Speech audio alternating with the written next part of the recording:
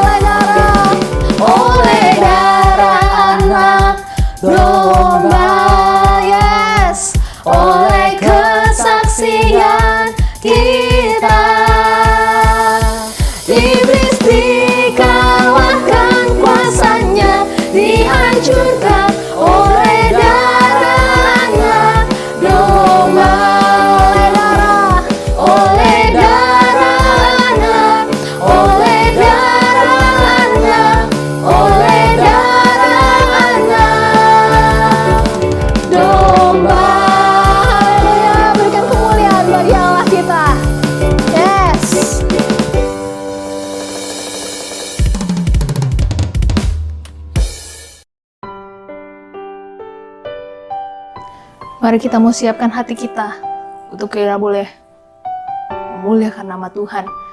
Kalau pada hari ini kita juga akan menerima perjamuan kudus Tuhan. Biar kita mau ingat bahwa karena salib Tuhan kita boleh diselamatkan. Kita mau naikkan pujian karena salib-Mu.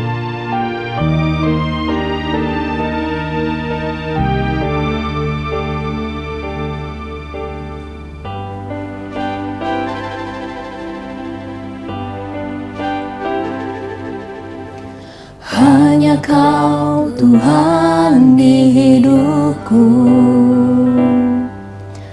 Kau berikan hidup yang baru. Darah-Mu menyucikan, pulihkan hatiku. Ku nyatakan Kaulah segalanya. Engkaulah sumber pengharapan, kuasa-Mu sanggup menyembuhkan. Jiwaku pun berserah hanya kepadamu. Yesus, Kaulah segalanya. Karena salib-Mu, karena salib-Mu ku hidup, karena salib-Mu ku menang. Engkau yang berkuasa, sanggup untuk melakukan mujizat-Mu. Karena salib-Mu ku hidup, karena salib-Mu ku menang. Engkau yang berkuasa, sanggup untuk melakukan mujizat-Mu di hidupku. Kita mau katakan lebih sungguh lagi bahwa karena Dialah Tuhan dalam hidup kita, kita boleh diselamatkan. Engkaulah sumber pengharapan, kuasa-Mu sanggup menyembuhkan. Jiwaku pun berserah hanya kepadamu. Yesus, Kaulah segalanya. Karena salib-Mu, karena salib-Mu ku hidup, karena salib-Mu ku menang. Engkau yang berkuasa, sanggup untuk melakukan mujizat-Mu di hidupku.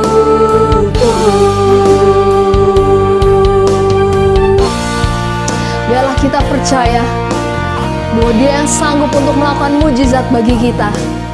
Karena salib-Nya kita boleh ditebus, dan karena salib-Nya kita boleh diselamatkan. Biar kita mau serahkan setiap hidup kita, segenap hati kita, untuk boleh terus memuliakan Allah di dalam setiap kehidupan kita. Haleluya.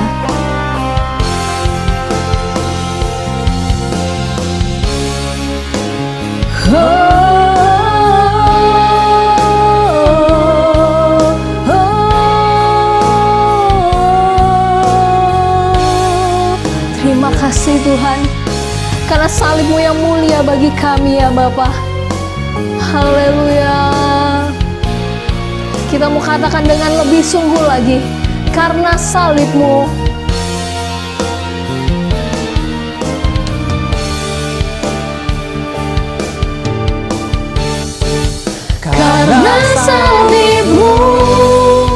Ku hidup karena salibmu, ku menang.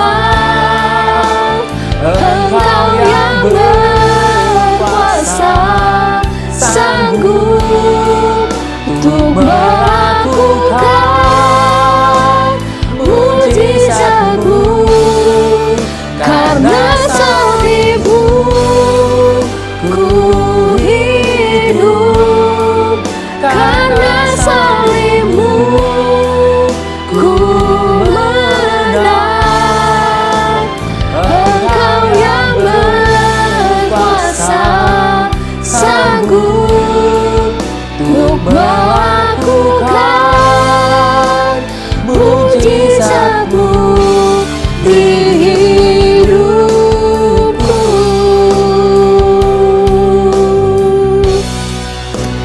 Di hidupku.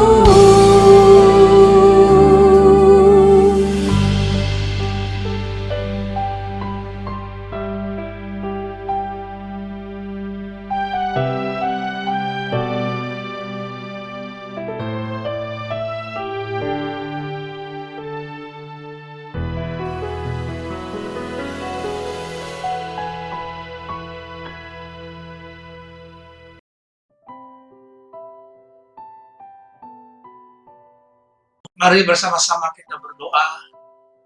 Terima kasih Tuhan, kemurahan Tuhan memberikan waktu pada kami untuk beribadah bersama-sama pada pagi hari ini.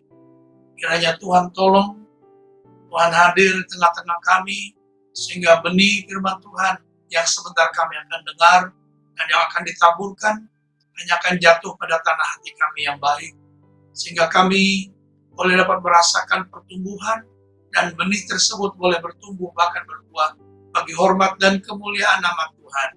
Dengan hati pengucapan syukur dan sukacita kami menyambut pemberitaan firman Tuhan dalam nama Tuhan Yesus Kristus.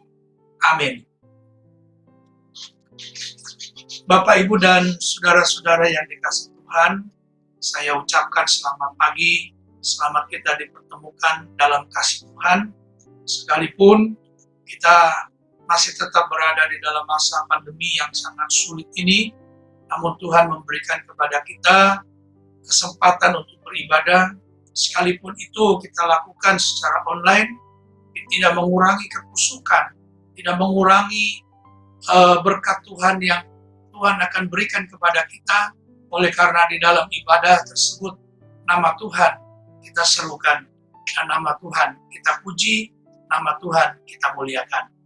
Mari bersama-sama kita akan menerima pemberitaan firman Tuhan yang pada hari ini kita akan sama-sama renungkan bahwa pertolongan kita itu hanya datang dari Tuhan saja. Saya mengajak kita membaca nas Alkitab terlebih dahulu di dalam kitab Mazmur pasal 121 ayat 1 sampai dengan ayat yang ke-6. Demikian firman Tuhan. Tuhan penjaga Israel. Nyanyian Ziarah. Aku melayangkan mataku ke gunung-gunung, dari manakah akan datang pertolonganku?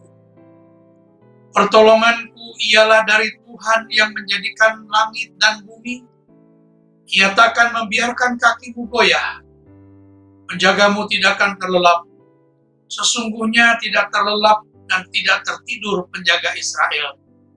Tuhanlah penjagamu, Tuhanlah naunganmu di sebelah tangan kananmu.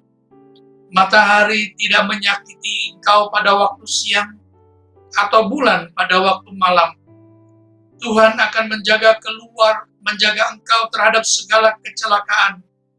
Ia akan menjaga nyawamu. Tuhan akan menjaga keluar masukmu dari sekarang sampai selama-lamanya. Ayat-ayat yang kita baca ini merupakan satu pengalaman rohani atau satu pengalaman pribadi dari seorang yang menulis Mazmur 121 ini, yaitu Daud sendiri. Setelah melewati masa-masa yang sulit, dan ketika dia sudah ada di dalam situasi yang damai, situasi yang tenang, maka kemudian dia mengubah mazmur atau nyanyian pujian ini yang dinyanyikan di dalam ibadah. Adapun pengalaman atau kisah daripada apa yang dia hadapi pada masa-masa kesulitan yang awal-awal setelah dia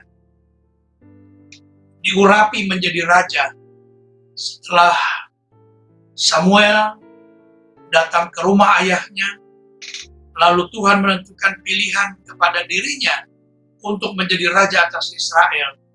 Dan setelah itu kemudian perlu kita ketahui bersama, dia tidak langsung menjadi raja, tetapi dia harus mengalami satu proses di mana dia harus tahu sebagai raja yang dipilih oleh Allah kelak adalah raja yang harus mengandalkan Tuhan, raja yang benar-benar telah mengalami bahwa Allah yang telah memilih dia adalah Allah yang hidup, Allah yang melakukan segala sesuatu, Allah yang membela dia, dan Allah yang mengerjakan apapun juga di dalam kehidupannya. Pada waktu dia dikejar-kejar oleh Saul, karena Saul merasa cemburu, Saul merasa tersaingi. Sebenarnya oleh karena Saul tahu bahwa dia tidak akan lagi bisa selama-lamanya menjadi raja, oleh sebab itu dia berusaha mempertahankan tahtanya, berusaha mempertahankan singgasananya. Tetapi ketika muncul bahwa Daud lebih disukai, Daud lebih disenangi oleh rakyat, apalagi ketika menang perang melawan orang Filistin, rakyat berseru-seru bahwa Saul mengalahkan beribu-ribu, tapi Daud mengalahkan berpuluh-puluh ribu atau berlaksa-laksa. Inilah yang kemudian membuat cemburu dia, iri hati dia, dan membuat sakit hati dia. Sehingga dia merasa bahwa Daud ini adalah duri dalam dagingnya. Padahal pada waktu itu, Daud belum menjadi raja. Ya, tapi dia sudah merasa bahwa Daud ini akan menjadi saingannya. Jadilah mulai pada saat itu, kehidupan Daud tidak diberikan ketenangan oleh dia. Kehidupan Daud tidak diberikan keleluasaan, tidak diberikan kenikmatan atau kenyamanan, melainkan kemudian dia berusaha untuk membunuh Daud. Dan otomatis Daud harus melarikan diri. Bukan karena takut, melainkan oleh karena Tuhan yang telah menentukan Daud lari dari hadapan Saul ini, supaya Daud dapat mengetahui bahwa pemilihan dia itu adalah pemilihan yang ditetapkan oleh Allah, pencipta langit dan bumi. Maka dari itu kemudian dia melarikan diri ke tempat-tempat yang jauh, dia melarikan diri, tetapi dia tetap dikejar oleh Saul. Sehingga pada satu saat dia ada di satu lembah, di mana di situ dia sudah tidak lagi dapat berlari ke sana dan kemari, tetapi kemudian Saul tetap mengejarnya.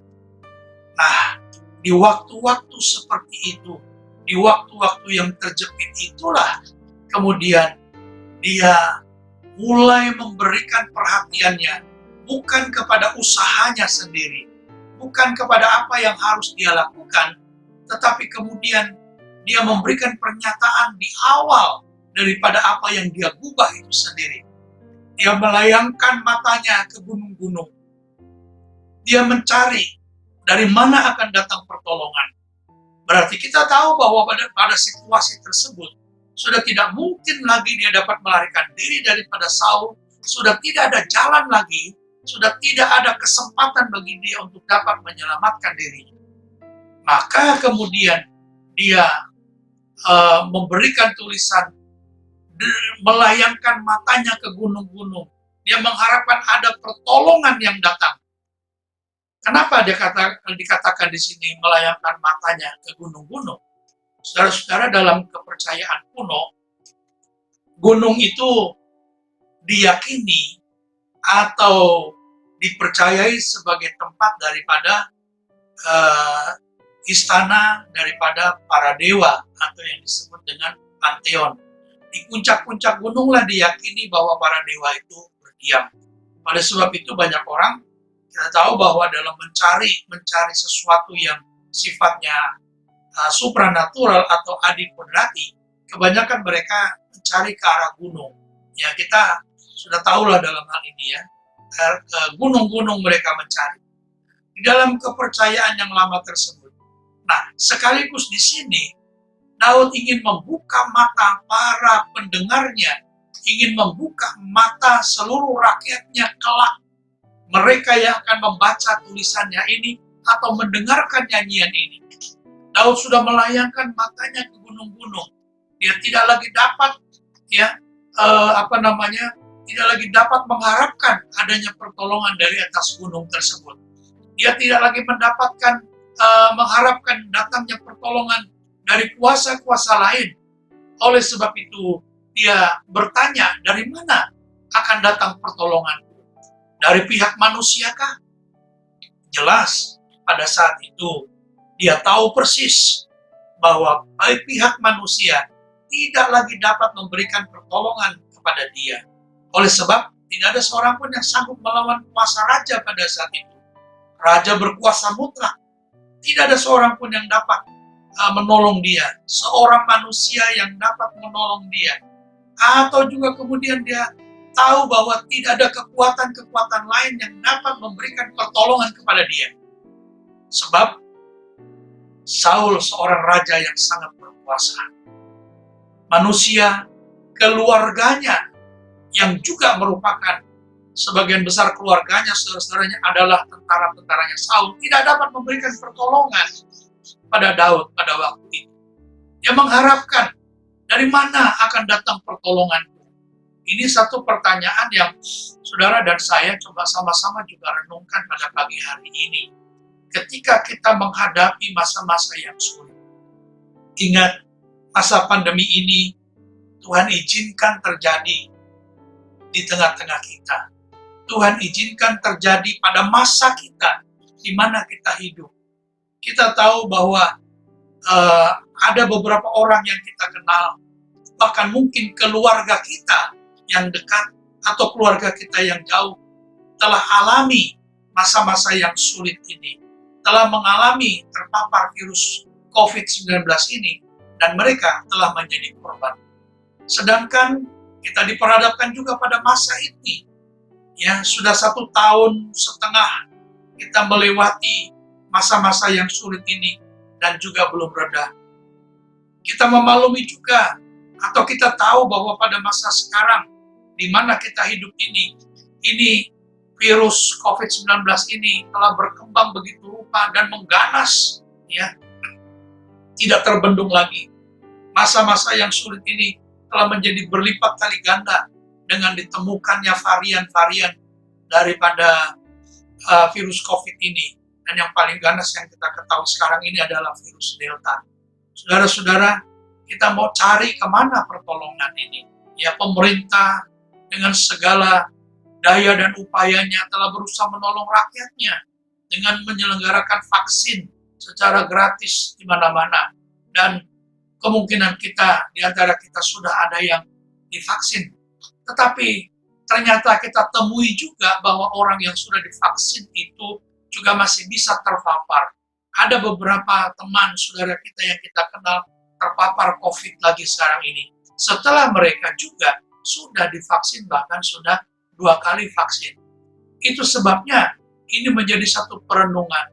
Pemerintah sudah berusaha juga sekarang mengadakan pembatasan daripada kegiatan masyarakat berskala mikro, ya, dari makro menjadi mikro, membatasi di mana-mana ini. Bahkan ibadah kita pun juga masih terus, ya, kembali dilakukan secara online lagi. Ini semata-mata adalah untuk memutus rantai penyebaran daripada virus COVID ini tersebut. Coba saudara bayangkan sekarang, ya, kita renungkan, siapa mau tolong kita pada masa-masa yang sulit ini? Kuasa mana yang bisa menolong?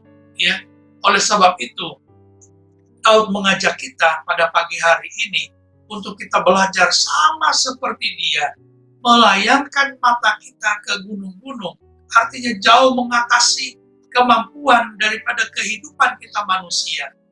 Dalam situasi seperti ini tidak bisa kita mengandalkan harta kekayaan kita, tidak bisa mengandalkan pangkat yang kita punya.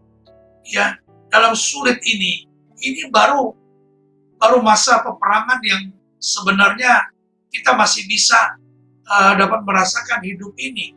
Sekalipun pada masa-masa yang sulit ini. Nah, saudara-saudara, tidak ada satu kuasa pun yang dapat memberikan pertolongan kepada kita di dalam masa-masa yang sulit ini. Kita mau cari kemana? Bahwa ternyata seberapa besar harta kita, seberapa banyak kekuatan kita, seberapa tinggi kepintaran kita, kita tahu bahwa banyak juga mereka yang sudah meninggal oleh karena virus ini. Mereka adalah orang yang kaya raya, orang yang pintar, orang yang punya pangkat dan sebagainya. Dari mana kita mau cari pertolongan kita dalam menghadapi masa-masa yang sulit ini? Daud memberikan kepada kita satu jalan keluar, bahwa dia menemukan pertolongan yang sangat prinsip, pertolongan yang sangat kuat, yang melampaui segala-galanya, yaitu dia memberikan pernyataan pada ayat yang kedua, bahwa pertolonganku ialah dari Tuhan yang menjadikan langit dan bumi. Ini final ya, final saudara. Pengakuan iman seperti ini adalah pengakuan yang bersifat final dan tidak lagi dapat diganggu-gugat. Ini adalah satu pengakuan yang bersifat absolut, yang mutlak, karena dia memberikan pernyataan bahwa pertolongannya ialah dari Tuhan yang menjadikan langit dan bumi. Oke, dari sini saya ingin mengajak kita bersama untuk melihat satu kisah yang ditulis dalam Kisah Para Rasul pasal yang ke-17, ayat yang ke-23. Demikian firman Tuhan. Sebab ketika aku berjalan-jalan di kotamu dan melihat-lihat barang-barang pujaanmu, aku menjumpai juga semua mezbah dengan tulisan kepada Allah yang tidak dikenal. Apa yang kamu sembah tanpa mengenalnya, itulah yang kuberitakan kepada kamu. Nah, saudara, dari pengalaman Rasul Paulus ketika dia masuk di kota Athena ini, dia melihat begitu banyak barang-barang pujaan, hal-hal yang sesembahan yang dipuja oleh orang-orang Athena, tapi dia menemukan ada satu mezbah dengan tulisan kepada Allah yang tidak dikenal. Nah, apa yang disembah dan tidak dikenal ini yang mau diberitakan? Apa yang melatar belakangi sampai ada tulisan kepada Allah yang tidak dikenal ini adalah bahwa satu ketika di satu masa di Athena ini juga pernah terjadi satu wabah penyakit yang sangat mematikan. Mungkin kira-kira seperti kita menghadapi masa yang sulit seperti ini. Ya, kita tahu bahwa ada banyak wabah yang telah terjadi, baik itu bersifat endemik maupun bersifat pandemik. Ya, terjadi bersifat di dalam satu lingkungan yang kecil saja, ya, atau juga dalam lingkungan yang lebih luas yang seperti kita alami sekarang ini. Dan pada waktu itu para tabib atau dokter-dokter yang ada tidak mampu mengatasi atau menolong orang-orang yang terkena wabah. Sampai kemudian seperti biasa mereka berteriak dan berkata, ayo siapa yang punya sesembahan, siapa yang punya pujaan, siapa yang punya dewa-dewa, siapa yang punya yang di atas daripada kehidupannya itu, ya, ayo minta pertolongan kepada dia.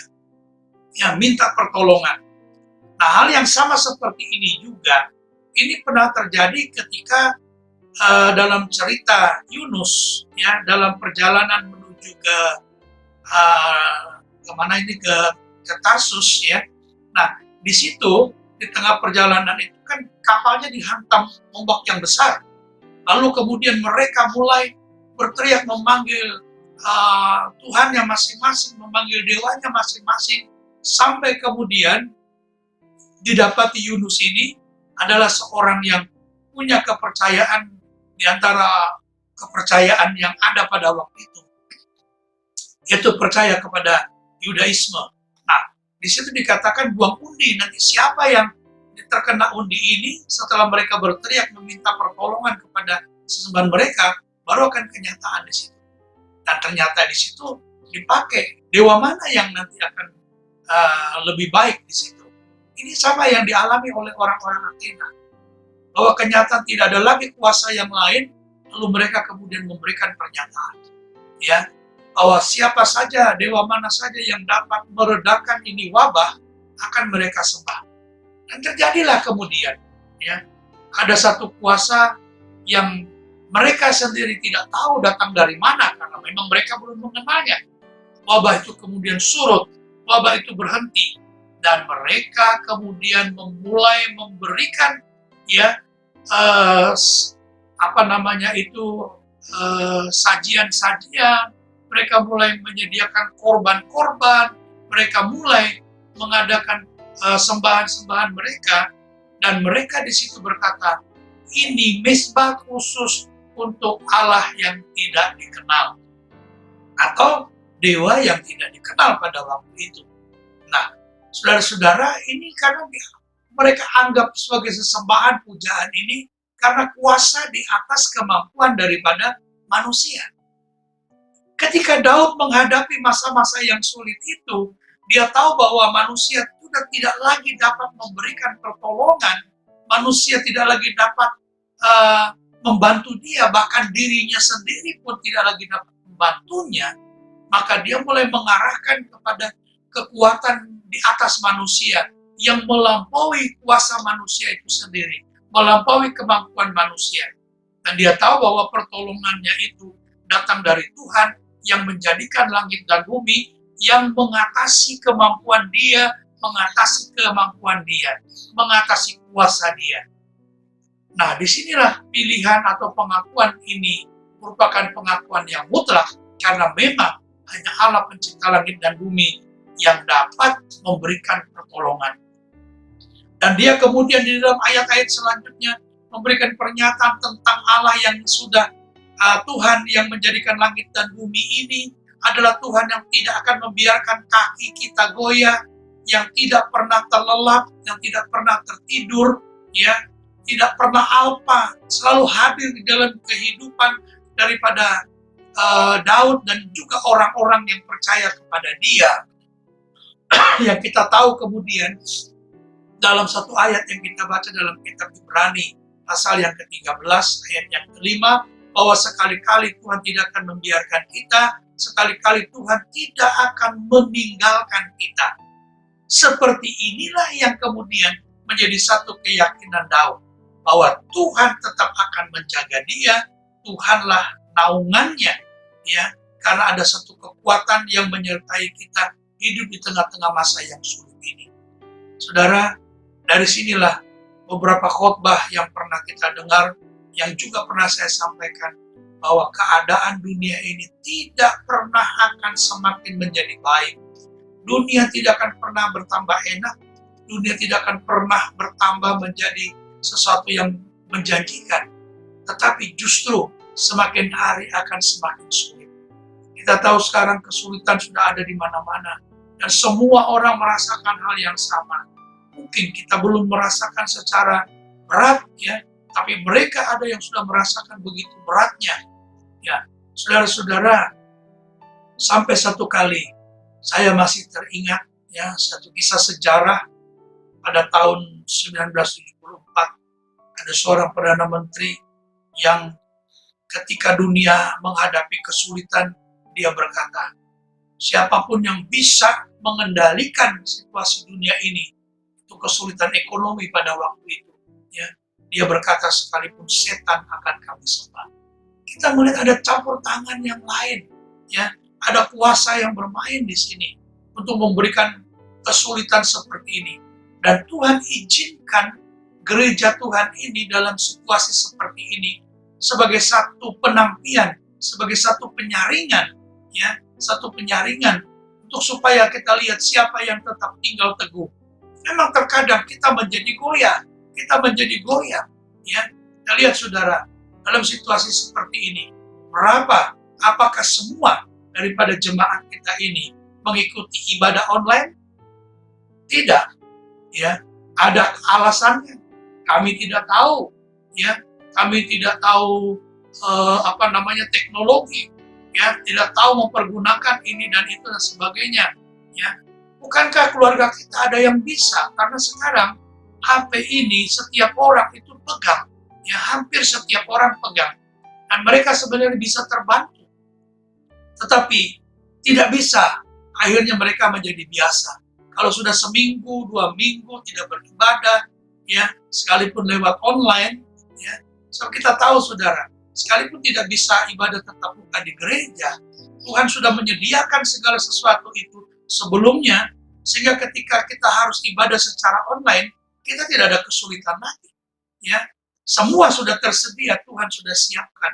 Adanya internet, ya, dan semua sekarang hampir punya berlangganan, baik itu melalui kuota-kuota daripada operator-operator HP ataupun lewat misalnya jangkauan-jangkauan WiFi di rumah kita, ya, semua sudah bisa teratasi. Tapi hati yang tidak rindu kepada Tuhan inilah yang menyebabkan kemudian kita tidak beribadah. Akhirnya menjadi biasa. Tetapi kalau hati kita rindu, seberapapun beratnya kita akan berusaha minta tolong kepada keluarga kita yang bisa dan lain sebagainya. Maka dari itu, kita sekarang hanya tinggal berpikir, hati kita rindu diberikan kesempatan seperti ini, ya. Ini sebenarnya Tuhan mau supaya kita ini tetap tidak meninggalkan pertemuan-pertemuan ibadah sebagaimana yang dibiasakan oleh beberapa orang. Nah, dalam situasi yang sulit ini, kita akan perlu kekuatan, kita akan perlu pertolongan dari Tuhan. Oleh karena itu, ibadah sekalipun online ini mampu memberikan kepada kita kekuatan, mampu memberikan kepada kita pertolongan dan penghiburan. Jadi, sebenarnya kita dapat beribadah bersama-sama ini lewat online ini sebenarnya kemurahan Tuhan. Ya, kemurahan Tuhan, hati kita rindu dan tidak akan menjadi goyah. Ya, kaki kita tidak akan menjadi goyah, kita tidak akan goncang. Kesulitan yang bagaimanapun juga pernah dialami oleh gereja pada masa mula-mula. Bahkan lebih parah dari apa yang kita hadapi sekarang. Dikejar-kejar, ditangkapi, dipenjarakan, dibunuh, dan lain sebagainya. Tetapi mereka tetap dalam pendirian mereka, juru selamat yang mereka yakini dan percayai adalah juru selamat yang sudah mengorbankan dirinya, juru selamat yang sudah memberikan nyawanya bagi ketebusan bagi banyak orang. Ini yang membuat mereka ingat. Ingat akan ada satu pengakuan dari seorang tokoh gereja yang bernama Polikarpus. Ketika dalam menghadapi masa-masa yang sangat sulit, ya, pada waktu itu dia sudah diikat di satu tiang dan ditumpuk di atas kayu bakar. Dia diberikan kesempatan untuk menyangkali dirinya, ya, menyangkali Tuhannya, tidak lagi percaya kepada Tuhannya. Dia mempertaruhkan itu semuanya. Apakah dia menjadi goyah? Lalu dia melihat ketakutan dengan begitu, dan kemudian dia menyangka melihat tumpukan kayu api ini belum dibakar. Tetapi pada saat itu dia berkata, 86 tahun aku telah hidup, belum pernah sekalipun Tuhan Yesus itu mengecewakan dia. Masa untuk satu hari ini saja dia akan mengecewakan Tuhan dan Rajanya? Dia katakan tidak, aku tidak akan menyangkali. Kakinya tidak goyah, imannya tidak goyah, perjalanannya tidak goyah, sebab dia tahu kepada siapa dia percaya.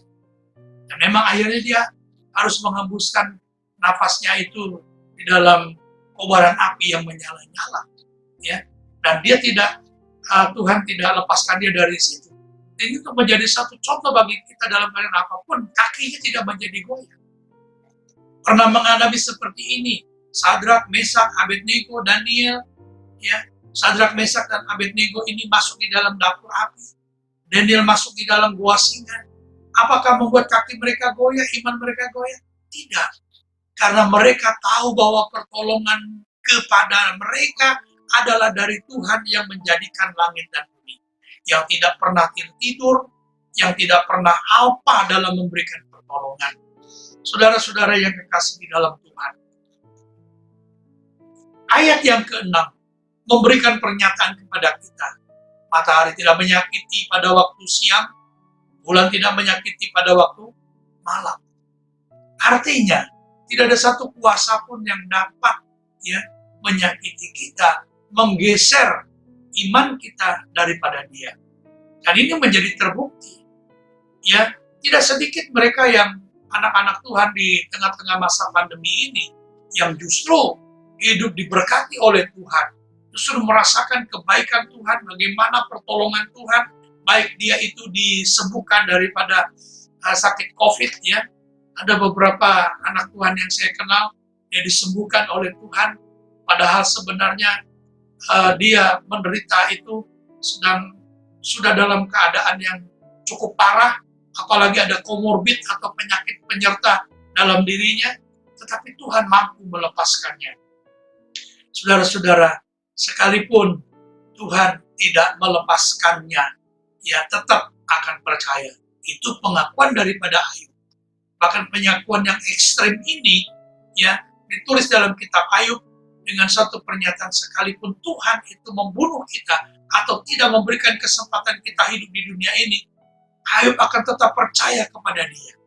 Ini satu hal karena dia tahu Tuhannya siapa ini. Di akhir daripada kitab Ayub, dia berkata begini, dulu kata orang, aku mengenal engkau, tetapi sekarang aku sudah mengenal engkau secara pribadi. Dia tahu siapa ini. Tidak ada rencana Tuhan yang datang. Begitu hebatnya, begitu luar biasanya. Kalau kita kembalikan ini semua ke dalam kehidupan kita, lewat segala kebaikan yang telah Ia berikan, kesempatan demi kesempatan yang Dia berikan kepada kita sekarang ini sebenarnya menjadi satu bukti yang sebenarnya juga mungkin tidak kita sadari, bahwa Tuhan tidak pernah meninggalkan kita, Tuhan tidak pernah membiarkan kita, layaklah Dia menjadi penolong kita yang melebihi segala-galanya. Tuhan Yesus sebelum Ia naik ke surga, Dia berkata kepada murid-muridnya, ketika Dia tahu kegelisahan hati mereka, kekhawatiran mereka, ketakutan mereka, kesedihan mereka, Tuhan Yesus berkata, aku tidak akan meninggalkan kamu seperti yatim piatu.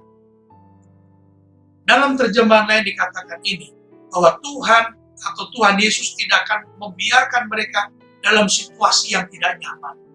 Artinya, dalam keadaan apapun juga, Tuhan akan hadir dalam kehidupan mereka untuk memberikan kenyamanan kepada mereka. Itu sebabnya mereka mampu menghadapi masa-masa yang sulit dan mereka keluar sebagai seorang pemenang. Kita menghadapi masa-masa yang seperti ini juga sama. Sama. Kita tahu bahwa kita pada akhirnya akan menjadi seorang pemenang. Tapi kemenangan itu tidak didapat begitu saja. Yesus memang sudah keluar sebagai pemenang. Dan kita ini lebih daripada pemenang. Tapi pergumulan juga harus tetap kita hadapi. Kita tidak punya kesempatan ibadah di gereja secara tatap muka. Mari kita beribadah secara online dengan konsekuen, dengan tanggung jawab.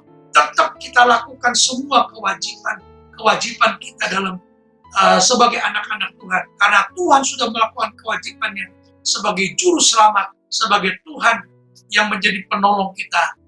Nah, saudara-saudara, dalam kesempatan inilah perenungan kita ini menjadi baik, menjadi satu kekuatan bagi kita semua. Bahwa Tuhan tidak pernah meninggalkan kita, bahwa Tuhan selalu menolong kita, dan Dia adalah pertolongan kita dari sekarang sampai selama-lamanya. Kiranya Tuhan memberkati kita. Mari bersama-sama kita mempersiapkan hati kita untuk masuk di dalam perjamuan.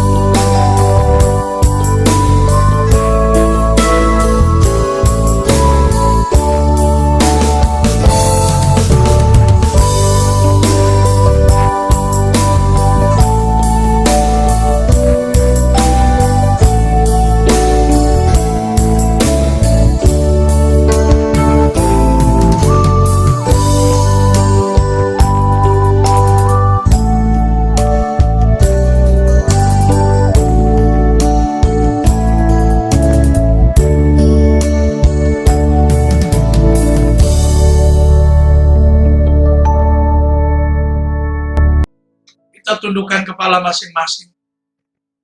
Betapa bersyukurnya ya Tuhan, kami ada di dalam hadirat-Mu sekarang ini. Kami boleh menikmati ibadah sekalipun secara online. Kami dapat menikmati pemberitaan firman Tuhan yang memberikan kekuatan kepada kami semua. Sehingga kami tahu, sekali lagi kami dikuatkan, Tuhan tidak pernah membiarkan, Tuhan tidak pernah meninggalkan kami semuanya.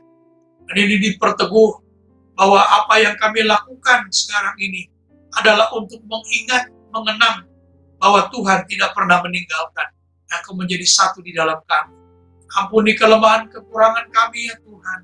Segala kesalahan dan dosa-dosa kami, Tuhan tolong berikan kepada kami kelayakan untuk bisa bersama-sama masuk di dalam perjamuan Tuhan. Dalam nama Tuhan Yesus, turunlah kiranya segala berkat dari tempat yang maha tinggi ke atas roti dan air anggur, agar pada saat kami dapat menikmatinya, kami dalam persekutuan dengan tubuh dan darah Tuhan Yesus. Dengan penuh ucapan syukur dan sukacita, kami akan menyambut perjamuan Tuhan. Saudara-saudara yang telah menyiapkan roti dan air anggur pada masing-masing kita, marilah sejenak kita bersaat teduh untuk kita masuk di dalam perjamuan ini. Berbahagialah saudara dan saya yang diundang ke dalam perjamuannya. Karena itu marilah kita menyambutnya dengan penuh kelayakan. Sebab setiap kali kamu makan roti ini dan minum cawan ini, kamu memberitakan kematian Tuhan sampai Ia datang. Jadi barang siapa dengan cara yang tidak layak makan roti atau minum cawan Tuhan, ia berdosa terhadap tubuh dan darah Tuhan. Karena itu hendaklah tiap-tiap orang menguji dirinya sendiri, dan baru sesudah itu ia makan roti dan minum dari cawan itu.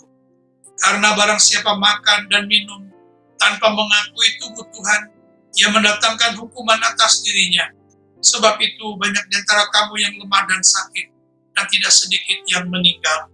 Kalau kita menguji diri kita sendiri, hukuman tidak menimpa kita. Tetapi kalau kita menerima hukuman dari Tuhan, kita dididik supaya kita tidak akan dihukum bersama-sama dengan dunia. Karena itu saudara-saudara, sebelum makan dan minum, marilah bersama-sama kita mengakui. Bukankah roti yang kita pecah-pecahkan dan yang atasnya kita ucapkan syukur adalah persekutuan dengan tubuh Kristus? Bukankah cawan pengucapan syukur yang atasnya kita ucapkan syukur adalah persekutuan dengan darah Kristus? Jika demikian pengakuan kita, maka ketahuilah dalam tanda esrar perjamuan Tuhan, inilah persekutuan dengan tubuh dan darah Tuhan Yesus Kristus. Mari kita angkat roti lebih tinggi dari kepala kita masing-masing. Seraya kita mengucap syukur bahwa kita memiliki pertolongan yang begitu dahsyat, pertolongan yang begitu ajaib, pertolongan yang datang dari Tuhan yang menjadikan langit dan bumi, pertolongan dari Tuhan yang telah berinkarnasi untuk menjadi juru selamat kita.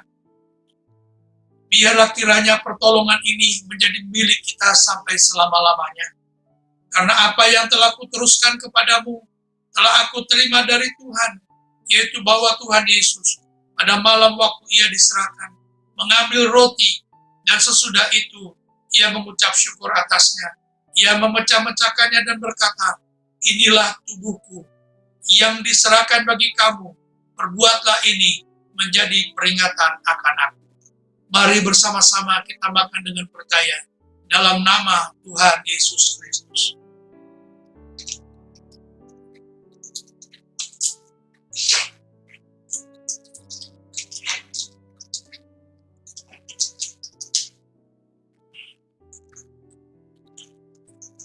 Haleluya, haleluya, haleluya. Terima kasih Tuhan, terima kasih. Mari kita angkat cawan lebih tinggi dari kepala kita masing-masing.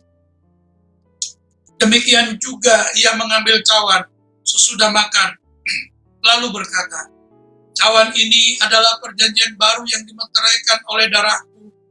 Perbuatlah ini menjadi peringatan akan aku. Mari bersama-sama kita minum dengan percaya dalam nama Tuhan Yesus Kristus.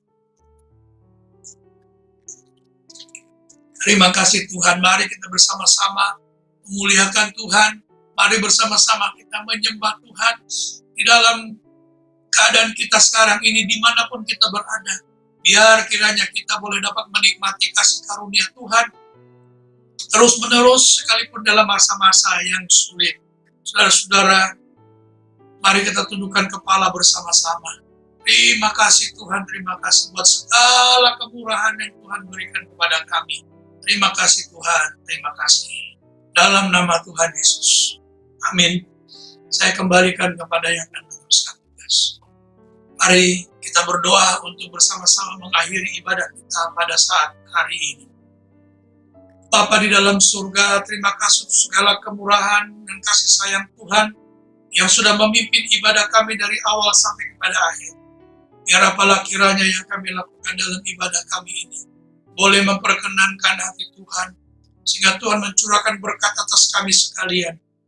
Kami boleh diberkati di dalam kehidupan kami dipulihkan, dikuatkan, dan setiap kelemahan tubuh kami oleh karena sakit penyakit, bilur Tuhan Yesus sudah menyembuhkan kami.